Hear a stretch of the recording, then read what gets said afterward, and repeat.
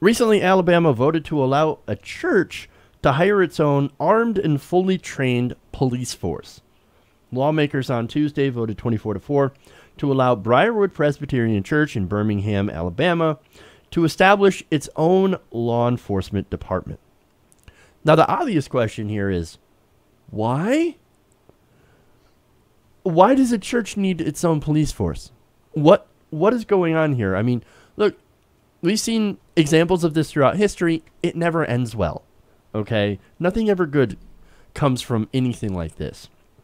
Now, the church says that it needs its own police officers to keep its school as well as its more than 4,000 person congregation safe. So they're like, oh, but we're not safe. We need safety, so we're going to hire our own cops.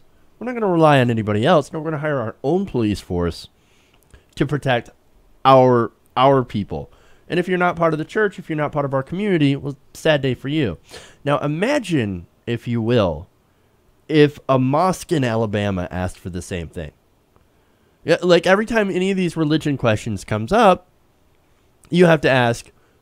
Actually, you don't always have to ask. You can just substitute Christianity with Islam. Is it okay if a Muslim did this? What's your reaction to that? And if it's not okay if a Muslim did it, then why should it be okay that a Christian does it? That would be me.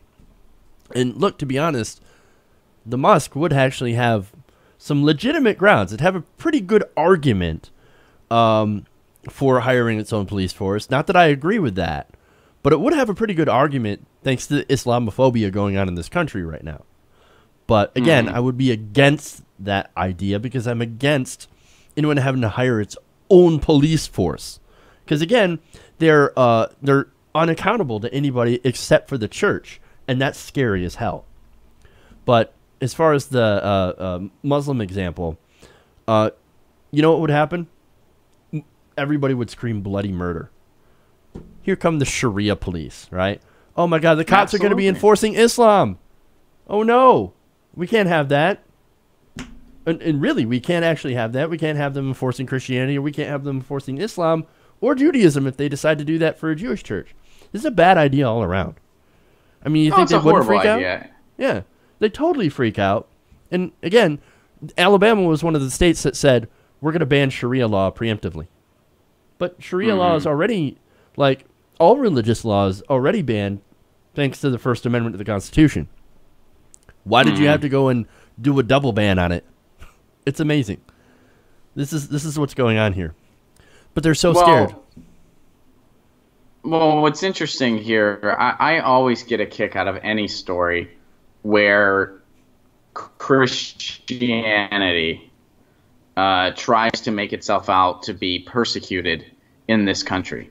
That is nothing short of insanity. Despite how many times Bill O'Reilly tries to bring back the war on Christmas, it is nothing short of insane to think that, especially in a place like Alabama. Look, there's still about 77% of all the people that live in the United States identify with some form of Christianity.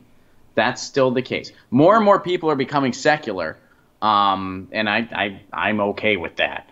But you know, this whole idea that Christianity is some persecuted thing is just comical and just delusional and just a total red herring that people like Pat Robertson parrot because they have nothing else to talk about.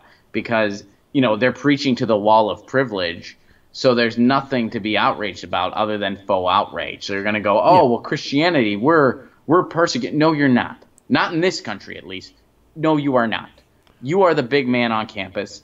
And in many situations, and, you know, again, this isn't directed at all Christians. I know a lot of great people that are Christian.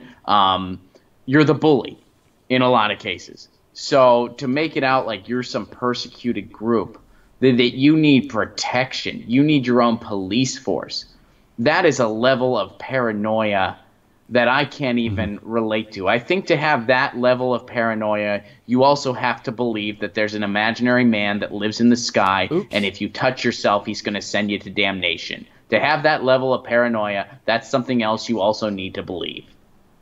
Yeah, and their reason, of course, is, again, we got to protect our people from a Sandy Hook. That's what they said. We're afraid that we're going to have a Sandy Hook shooting that's going to happen, and we need our armed police forces to prevent that. Well, how about you instead fix your gun laws? Remember, Jesus didn't walk around, if he was an actual real person, and that's debatable. He didn't walk around saying, thou must arm yourself with thy Glock 45 or hire police. No, the Jesus of the Bible was a anti-authority figure. He didn't like the police. He was the guy that got arrested. So I can't find any valid reasons to this.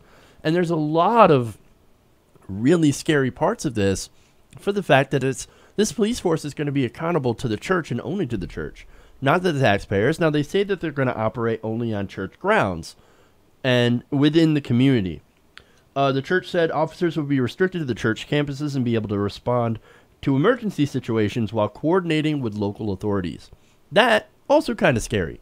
So now you're going to have the church coordinating with local authorities. Well, what if there's an emergency involving someone who's gay or transgender or one of these communities that the church isn't exactly happy with? Sorry, dude, we cannot respond to this emergency, even though we're the closest one there, because they're gay. Mm-hmm. Yeah, and they'll start being kind of infiltrated into regular law enforcement. Yeah. Which there's gotta be a lot of constitutional no-nos going on in this. There is. In fact, the ACLU is saying, and we don't always agree 100% with the ACLU. They're pro-Citizens United, just to be clear. But a lot of what they do is actually pretty good work. And they're saying this seems deeply unconstitutional. We're going to have to challenge that, which is great. Good on them, because this does not seem right whatsoever. So hopefully they get involved. But if this ends up going to the Supreme Court, well, now we have Judge Neil Gorsuch. So we have an illegitimate judge, Neil Gorsuch, by the way. Because, again, that's a stolen seat. As far as this whole religious police goes, are they going to also enforce religious edicts in their district, in their purview? Are they going to start enforcing biblical code? I mean, we don't know. This has never been done in America before, and it should have never been done in America in the first place. And also, has anybody here watched Game of Thrones? We know what happens when you militarize a religion. It never ends up well. Usually a sept gets blown up. Don't do any spoilers, man. Sorry. Some people might still be catching up. Oh, don't do any spoilers. Although you just made me real excited for July. Oh, yeah. I do love that show. It's a great show. We know where this is going, though. Not a good idea. Let's not militarize the church, okay? Let's not give them a police force. Why is the local police force not good enough for the church? You ever wonder that? It's a valid question. It's a good question. They got a lot of answering to do, because we've got a lot of questions. Aside from just the constitutional issues here, the whole First Amendment thing, I mean, no, this is unacceptable, in my view. Unacceptable. Alabama, what are you doing? Stop. You just need to stop, okay? Hey, everybody, thanks for watching this video. If you want to see more like this, please hit the subscribe button below. And if you want to support truly independent progressive media, please consider becoming a patron at patreon.com/TYTNation.